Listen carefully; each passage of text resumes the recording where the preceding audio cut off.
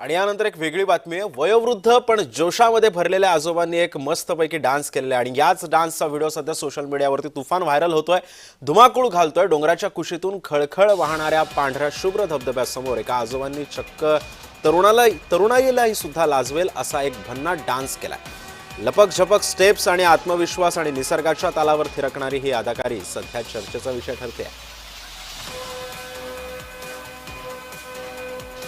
वय हा केवळ एक आकडा आहे, मात्र आजोबांनी त्यांच्या हटके स्टाईलने हे दाखवून दिलंय।